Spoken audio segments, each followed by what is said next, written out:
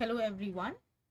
So this is our 8th week in this series, which is based on the NPTEL lectures Essential Mathematics for Machine Learning, which is a 12-week course. So today is going to be our day when the 8th week gets completed.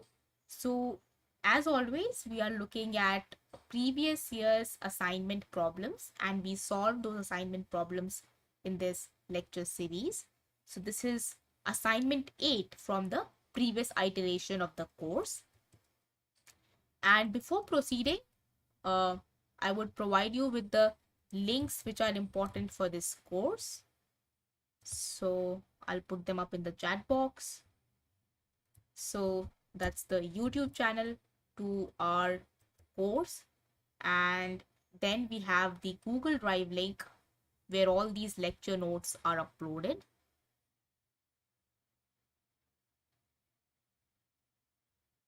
So I'll put that up in the chat box as well. So that's the Google Drive link. So these are two important links that you should be saving and bookmarking and subscribing somewhere in your computer.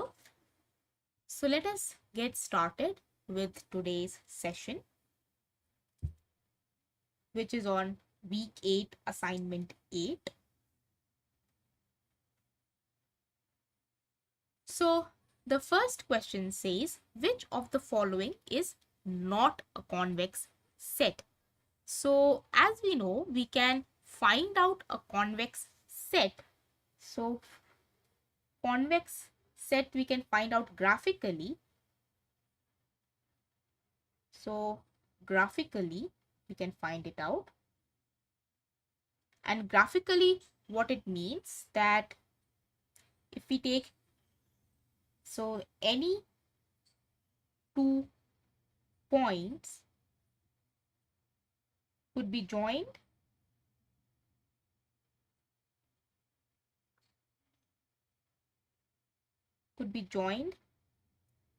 by a straight line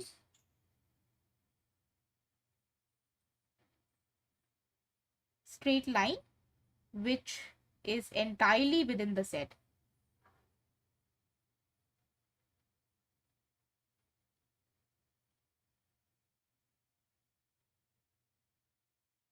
Which is entirely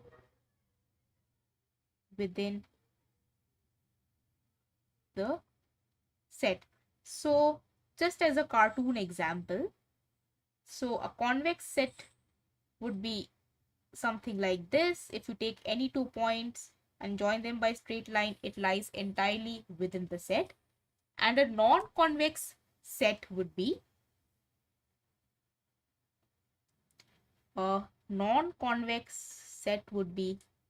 something, let us say, again a cartoon representation,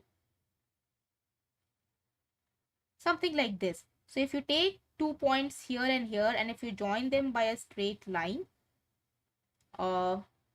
then this part of the straight line, let me highlight it for you, then this part of the straight line is outside the set.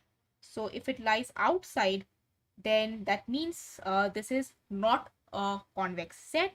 So this set is not convex, and this one is the first one is convex.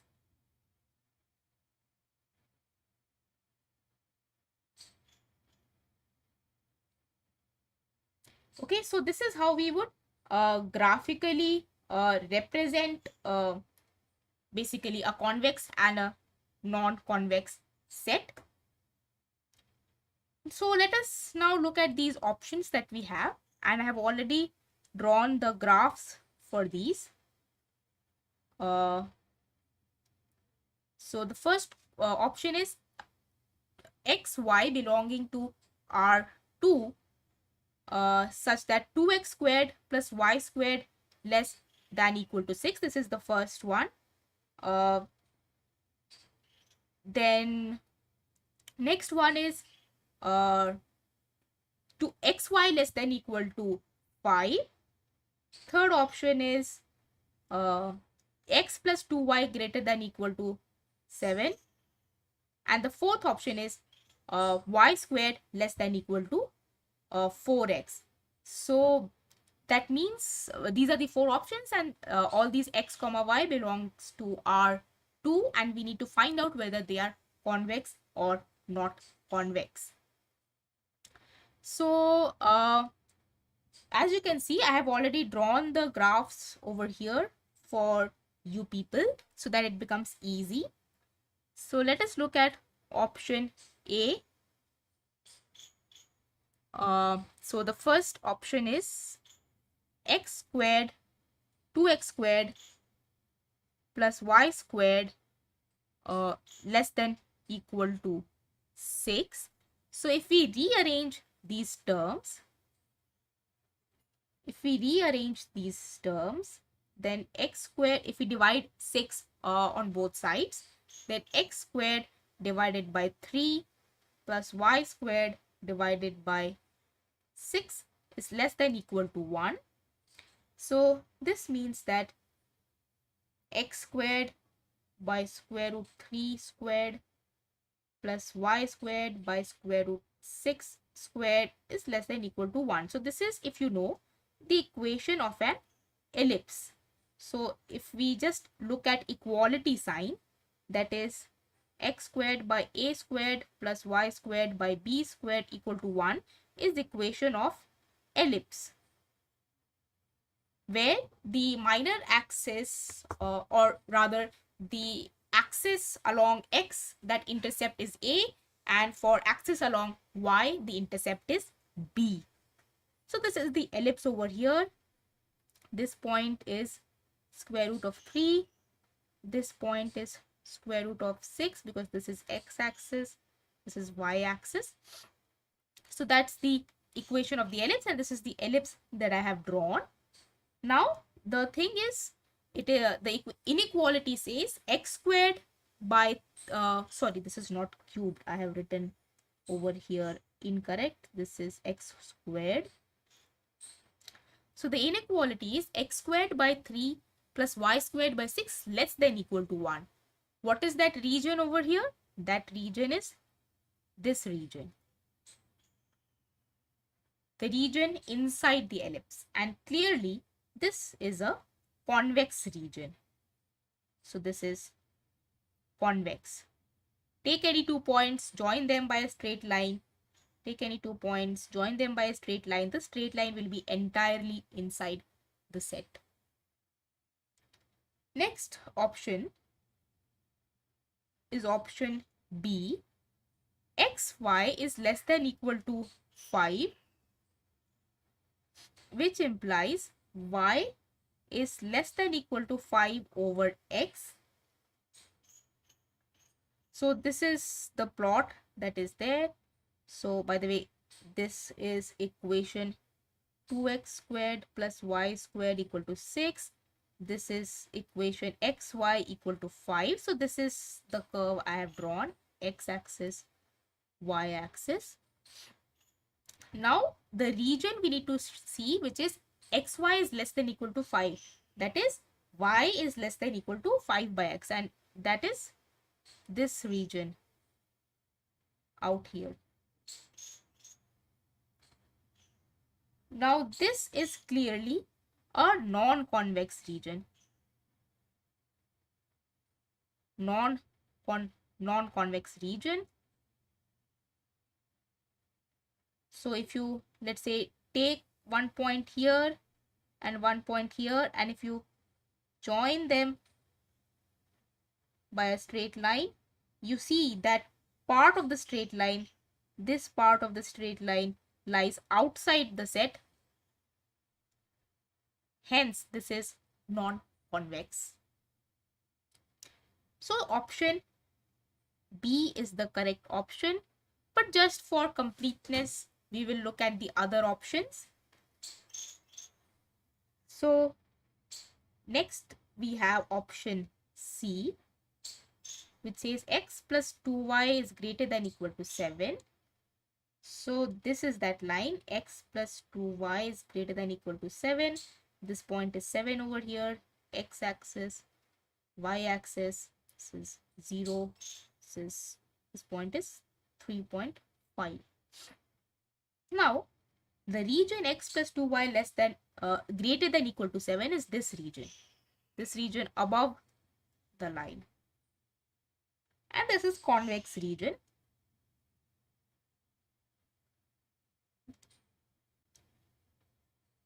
Next option is option D, which says y squared is less than equal to 4x, which implies y squared by 4 is less than equal to x, and this is my curve y squared equal to 4x, and the region y squared less than equal to 4x is this region over here, this being x-axis, this being y-axis. So as you can see that only option B is correct, which is a non-convex set. Next, we have a question which says which of the following is not a convex function? Now, a convex function by definition is given as follows. We have, if we take lambda fx1 plus 1 minus lambda fx2, this should be greater than equal to f of lambda x1 plus 1 minus lambda x2, where lambda belongs to 0 and 1, between 0 and 1. So this is the definition. And based on this definition, we have some properties which can be used to check whether some function is convex or not. And the properties that we have is f of x1 minus f of x2 is greater than equal to x1 minus x2 f prime of x2. So if this is the thing, then fx is convex. And the other thing is, if f double prime x at any point x1 is greater than equal to 0 for all x1, then this implies that f of x is convex. So these are the properties, and graphically from this statement, graphically from the definition, graphically this would mean that if you any straight line joining any 2 points on the function is below the function, that means straight line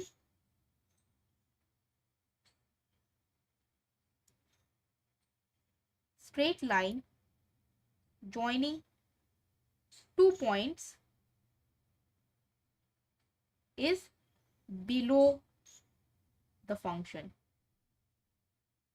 This is the graphical interpretation, just like we had some graphical interpretation for a convex set. And we can use these properties to see which of these functions are convex or not convex. And the options are a fx equal to e to the power x, then we have x cubed minus x, then sine 2x, and then x squared plus 2x. And again, for simplicity, I have already drawn these functions over here for you. So this is a, which is e to the power x, and this is clearly a convex function. You can use this property, this third property, which is very helpful to see that indeed this is convex, because basically nth derivative of e to the power x is still e to the power x. Then we have, this is option B, which is x cubed minus x. So this is x cubed minus x. This point is 0, this point is 1, and this is x. So, and we are given the interval 0 to 2. So we need to look in a particular interval. So we are given this particular interval between 0 to 2. And as you can see that this function is convex function. How you can, by geometrically, if you want to see, then you can see that if I take any 2 points and if I join them by a straight line, then the function is always below that straight line. So graphically you can see that, and even you can apply this second derivative test. So sorry, let me change the color. So this is C. C is sine 2x. So this is sine 2x. So this is x, this is 0, this is pi, this is 2 pi, and this is my sine 2x graph. And we need to look in the interval pi to 2 pi. So we need to look in this interval over here. And you can see that in this region, the function is concave, and in this region, like in this region over here, the function is convex.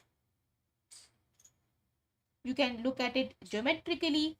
So geometrically, if I take 2 points over here, then this straight line is below the function. That means it is concave.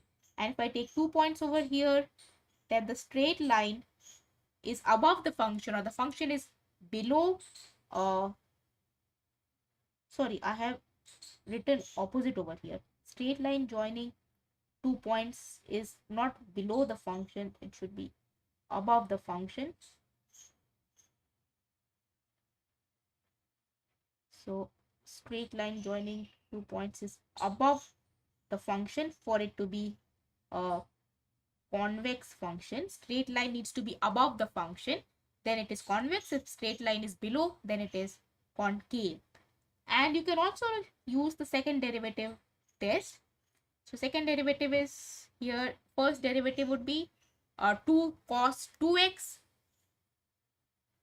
How to decide x1 for third condition?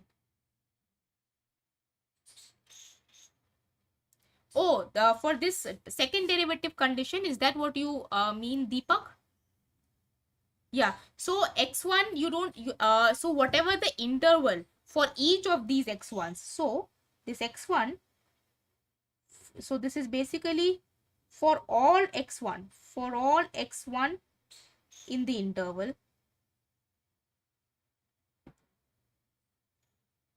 So you need to check it for all the points x1 within the interval that is given. So if we are given this interval 0, 2, then you need to look at all the points x which are in that interval 0 to 2.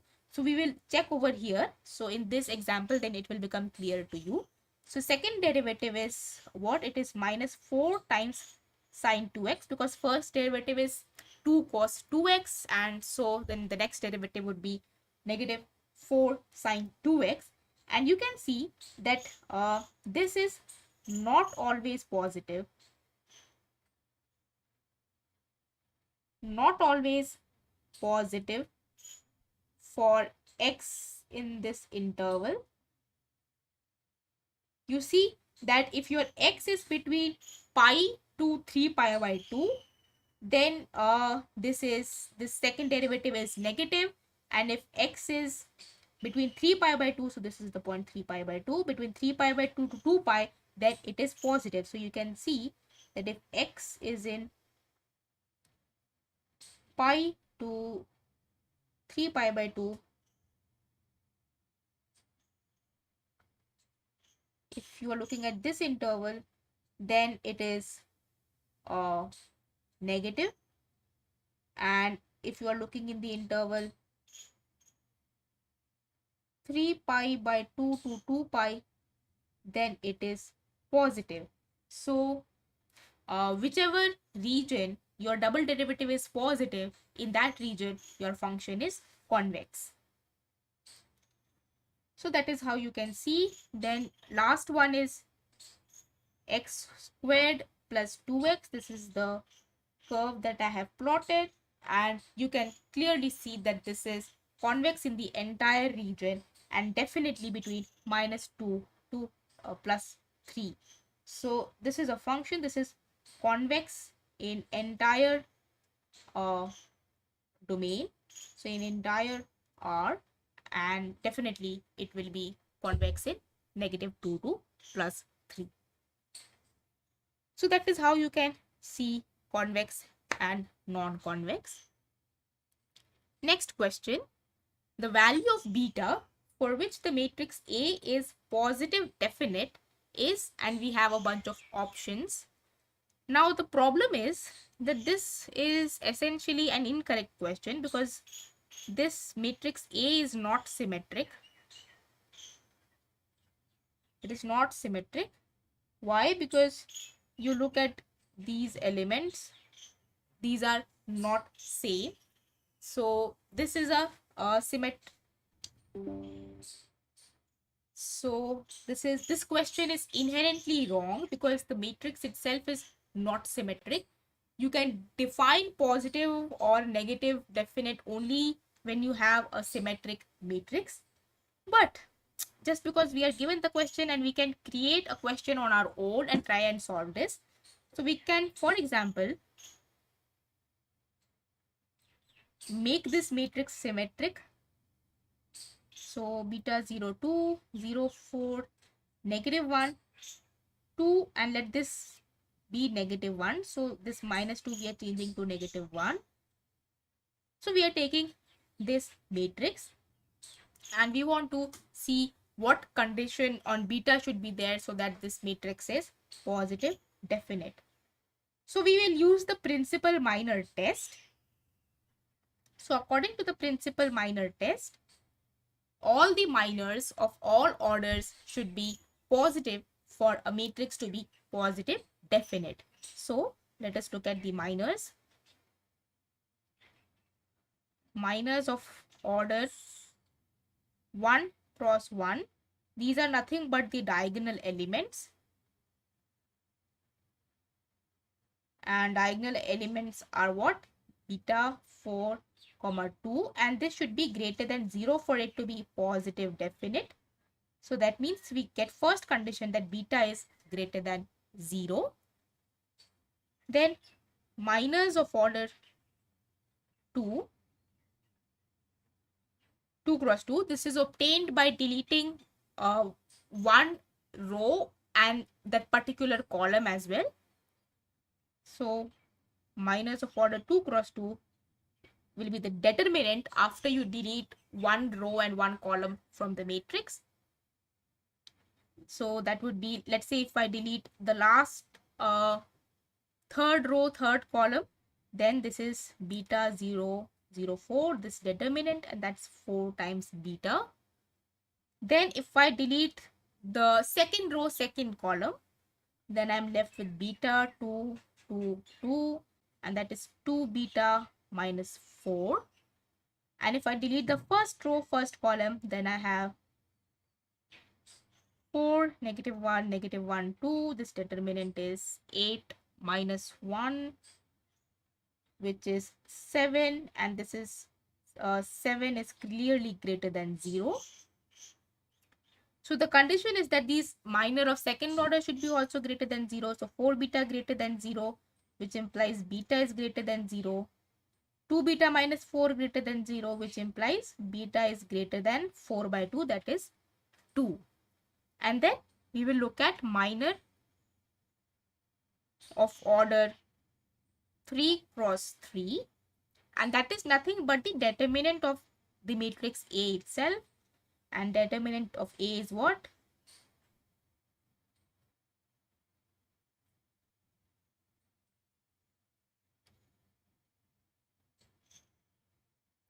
That's that. So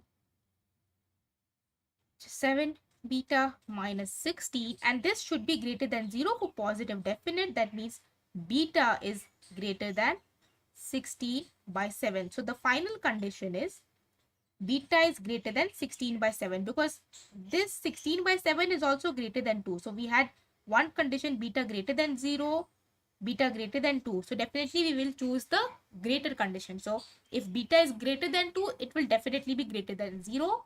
And if beta is greater than 16 by 7, then beta will definitely be greater than 2 because 16 by 7 is more than 2. So this is how you can solve the question. So had it been a correct question, you could have solved it like this. Then we will move to the next question. the condition on alpha for which the function defined on the interval 0 to infinity going to r, and the function is fx equal to x to the power alpha plus 5 alpha x, and alpha is a real number. So the condition on alpha for which this function is convex is, and we have some options. We need to see the condition on alpha so that the function is convex, and we can use these one of these conditions to basically figure out convex, whether something is convex or not. So let me just copy it from here.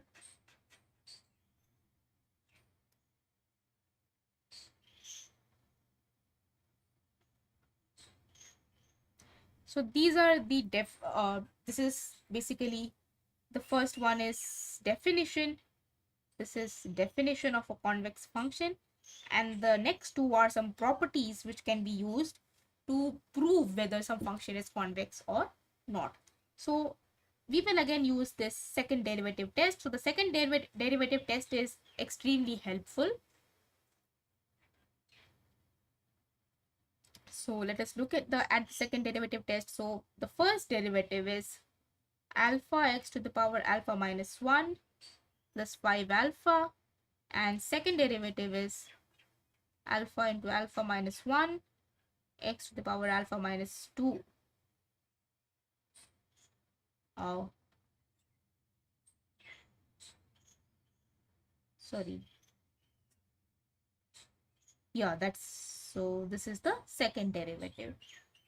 So now this second derivative needs to be positive. That means we need to look at the condition for which this is positive. So this means, and x is given to be positive because x is in this interval. So we already know that x is greater than 0.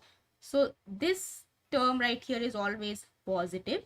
So this means that alpha times alpha minus 1 should be positive, and this can be when we have two conditions. So first would be alpha is positive, alpha greater than 0, and alpha minus 1 also greater than equal to 0. So this means alpha is greater than equal to 1.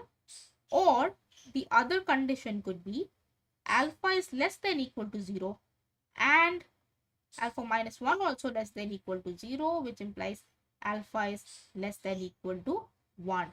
So as always, again we will select the greater condition. Why? Because if alpha is already greater than 1, then it will definitely be greater than 0. Similarly, the second one, we will select alpha less than equal to 0, because if alpha is less than equal to 0, then it will definitely be less than equal to 1. So the correct answer is option D.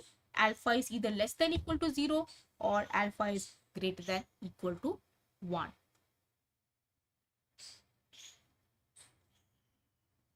Next, we move to the fifth question. So the function hx is equal to cos x satisfies the inequality hx minus hy greater than equal to x minus y transpose gradient of hy for all xy in the interval, and we need to find out the interval in which the function is convex. Now, this condition implies that it is a convex function by the property. Why? Because in 1D, if you write this, in 1D, this is hx minus hy greater than equal to x minus y times f prime of y. And this is similar to this condition that we have written already over here. So we need to look at the region in which this function is convex. So I have already drawn this function. So this is x. This function is cosine of x. And you need to find out the interval in which the function is convex. And clearly, graphically, you can see either graphically or by using the second derivative test, that is f double prime x greater than equal to 0 for a convex function. And you can see that in this region, your function is convex,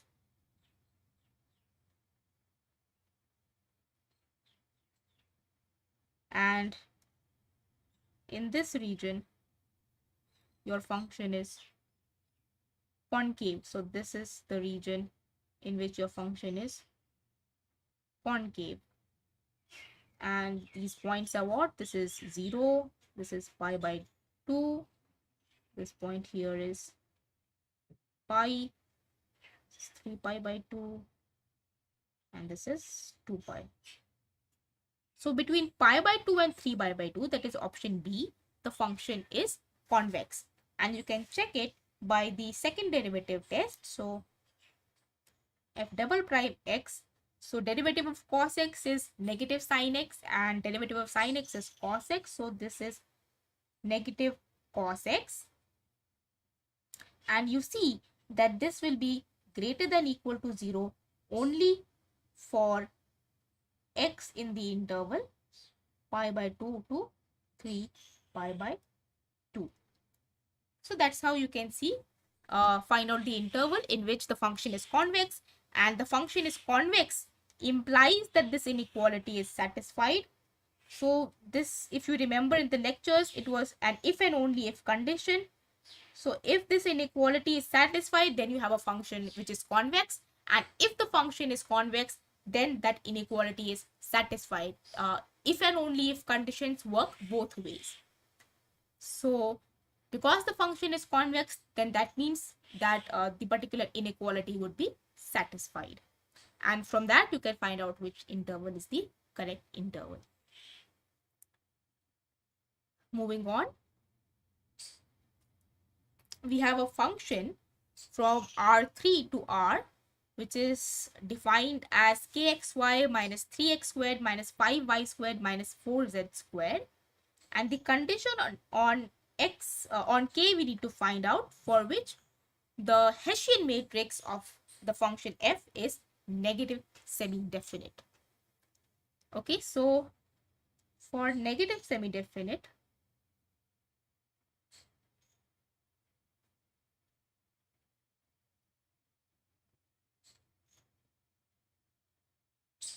for something to be negative definite, negative semi-definite, its minors of order 1 cross 1 should be less than equal to 0. Minors of order 2 cross 2 should be greater than equal to 0. Note that the sign keeps alternating in the case of negative semi-definite. And minors of order 3 cross 3 should be less than equal to 0 again. And had it been higher order 4 cross 4, that would be positive. Then 5 cross 5 would again be negative, and so on. And these minors are minors of what? These are minors of our Hessian. So Hessian, this is the Hessian matrix given by del squared f. So this condition can be used, or you can take negative of the Hessian matrix, and that negative should then be positive semi-definite.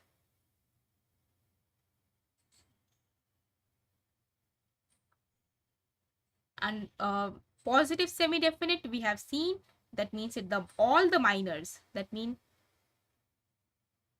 all minors of all orders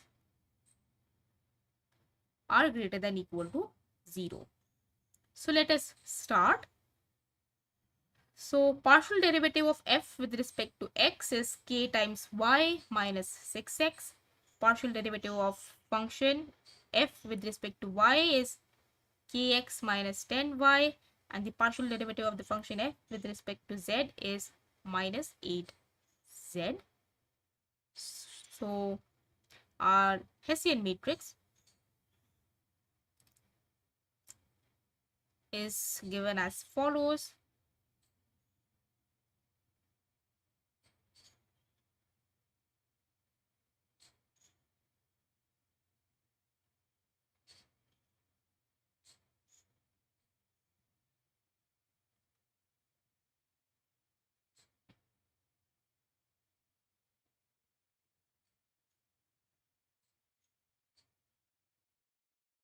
second order derivatives make up the Hessian matrix.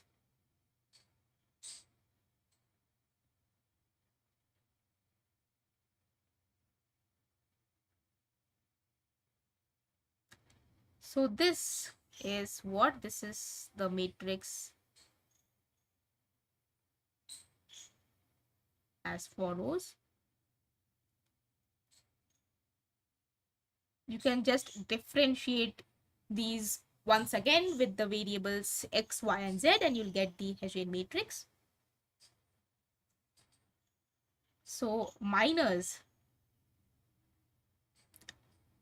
of order 1 cross 1 are the diagonal elements, which is -6, -10, -8.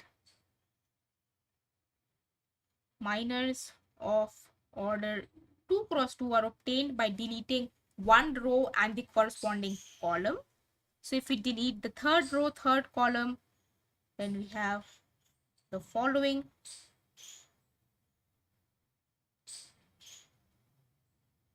If we delete the second row, second column, then we have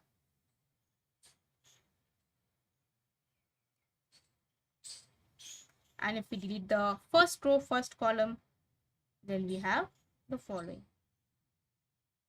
So 80 is definitely greater than equal to 0, 48 is greater than equal to 0, and this needs to be greater than equal to 0. So that means that 60 is greater than equal to k squared. So k squared is less than equal to 60.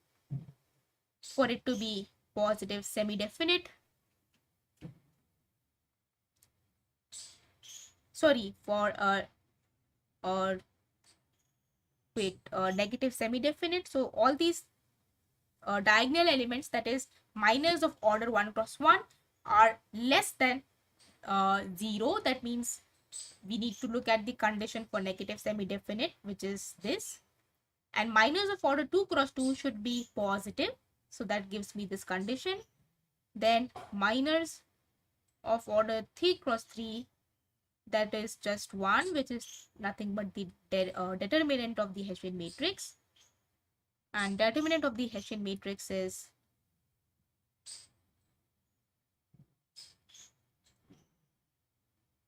given as follows. That is minus 480 plus 8k squared, and this should be less than equal to 0 for negative semi-definite. That means 8k squared is less than equal to 480, which implies k squared is less than equal to 60. So we get the same condition, k squared less than equal to 60, k squared less than equal to 60. So the correct option is option A, k squared less than equal to 60. And of course, because it is k squared, it will be positive. Square of some number is always positive, and 0 only when it is 0.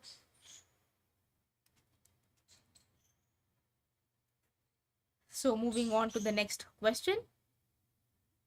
Let f be a function from R2 to R, and f of x comma y is x cubed minus 6xy plus 8y cubed, and we have two vectors 1 comma half and 0 comma 0.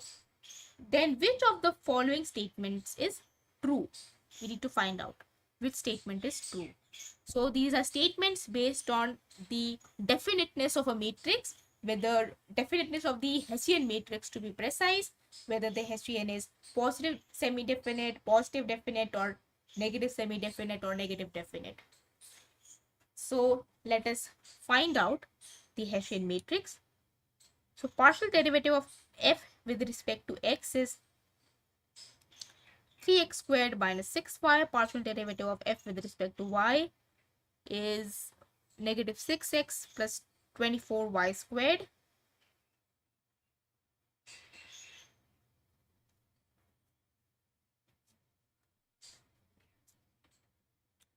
So my Hessian matrix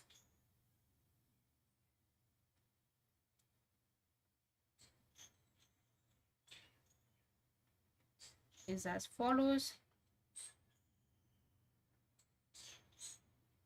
It will be a 2 cross 2 Hessian matrix because it is two variables are involved.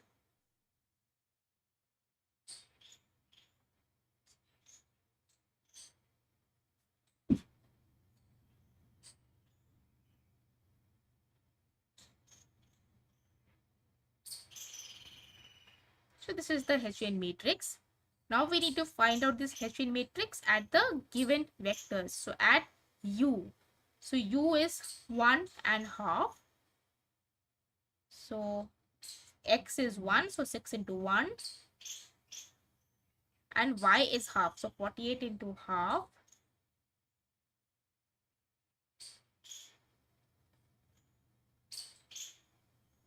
So this is the Hessian matrix. And we can also use the eigenvalue test to check the definiteness of a matrix. Earlier, we have been using the minor test to check the definiteness of the matrix. Now we will use the eigenvalue test. So eigenvalues of this matrix are lambda given as follows. This determinant should be 0.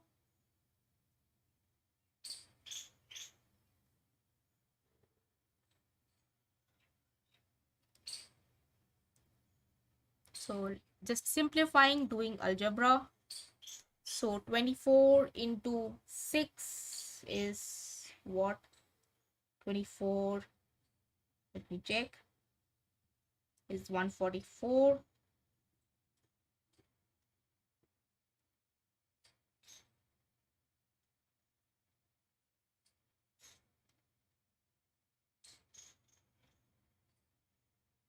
This gives me lambda squared minus 30 lambda minus, no, not minus, plus, right? 140, what is 144 minus 36? That's 108.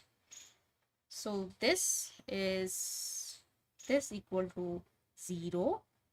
So this gives me lambda is equal to, let us use the quadratic formula. So that is minus b, that is 30, plus minus square root of b squared, that is 30 squared, b squared minus 4 ac, that is a is 1 and c is 108, divided by 2a, a is 1. So this is 30 plus minus square root of 900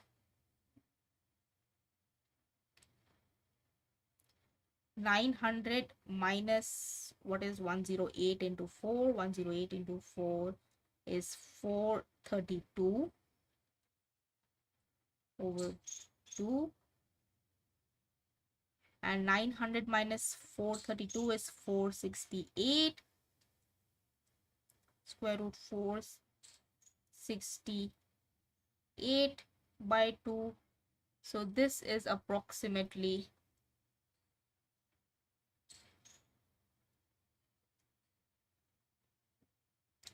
30 plus minus, now square root of 468 is roughly 21.63, and this is always positive.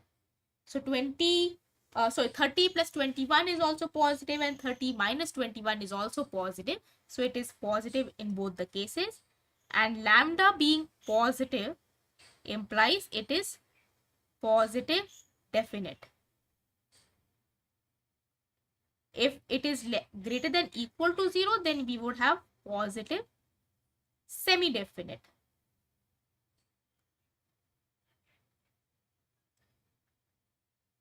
Now let us look at the next, at Hessian matrix at vector v. So v is 0, 0. So that means 6 into 0 and 48 into 0.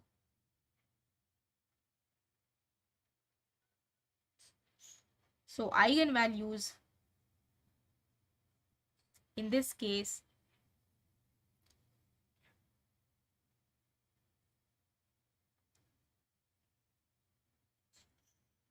are given as the determinant of the following, of Hessian matrix minus lambda I. So 0 minus lambda, that is lambda squared minus 36. This needs to be equal to 0, which implies lambda squared equal to 36. So lambda is equal to plus minus 6. Now this means that the matrix is indefinite, because some eigenvalue is positive and some eigenvalue is negative. So if we have some eigenvalues which are positive, some eigenvalues which are negative, then we have that the matrix is indefinite. So that means Hessian matrix at vector u is positive definite and Hessian matrix at vector v is indefinite. So the correct option is option C, that Hessian matrix at vector u is positive definite and Hessian matrix at vector v is indefinite. Next, we have a bunch of questions based on Python implementation of calculus. So the first question is, which of the following defines the variables to perform calculus operations in Python? And SymPy library is used for all these symbolic calculus calculations. So SymPy basically stands for symbolic Python.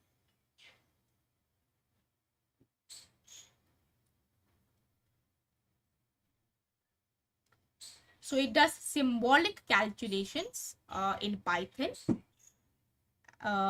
And you would have seen in the first lecture of this week how you do the symbolic calculations. So the correct answer over here is sp.symbols x comma y, and I'll just write down the syntax for you.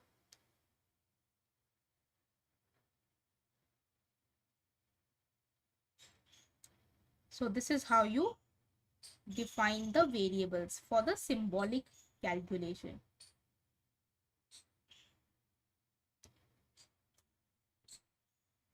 Next is, which of the following command calculates the partial derivative del squared f by del x del y of a function f defined as fun in Python? So the correct option in this case is option C. Again, I will just write down the syntax for you.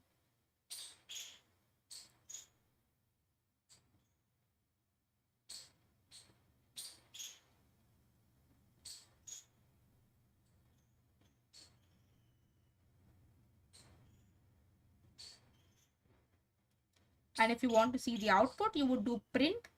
So print sp.diff. So the thing is that for partial derivative or just for derivative, you have the same command. You use sp.diff and you specify the variables to specify whether it is partial derivative or the normal derivative. So this is how you would do partial derivative of f with respect to xy. If you wanted del squared f by del x squared, then here you would have written x comma x.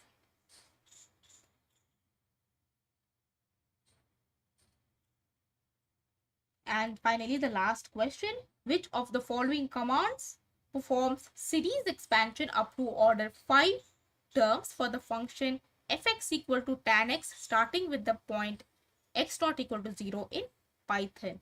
So the correct option is option A. And again, I will write down the syntax for this sp.series.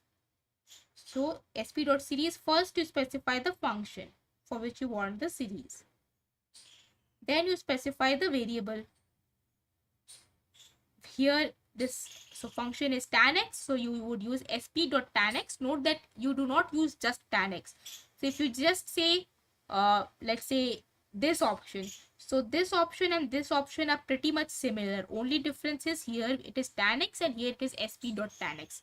So in symbolic Python, you would always write sp.tan x, sp.sin x, like this, sp.cos x, sp.x for exponential functions, like that.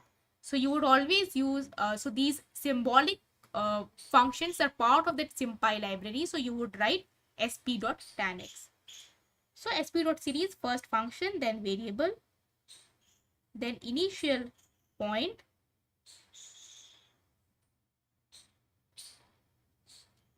and then order.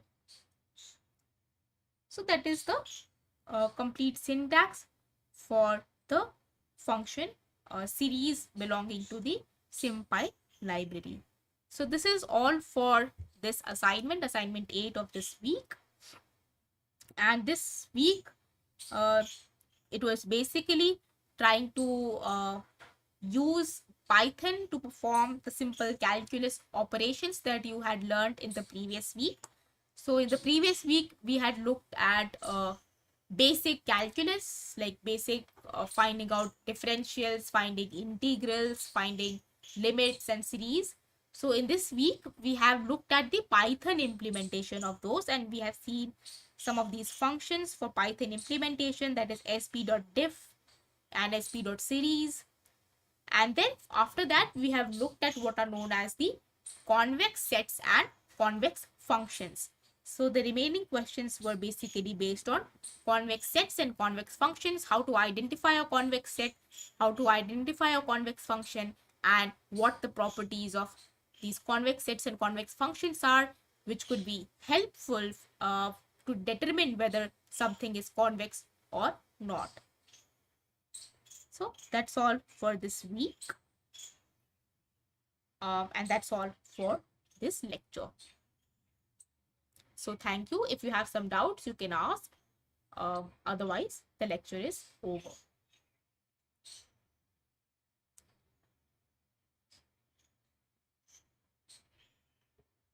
Recording stopped.